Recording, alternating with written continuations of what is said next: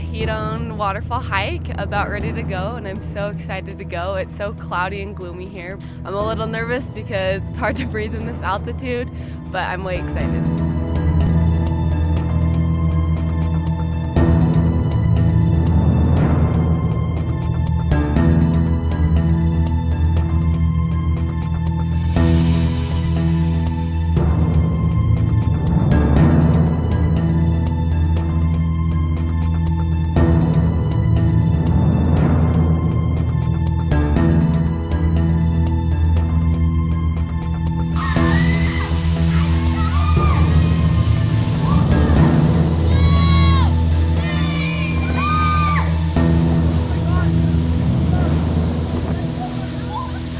It was so much fun. It was freezing cold. We all went running through it, and so I'm freezing my butt off right now, but it was so worth it. It was beautiful up there.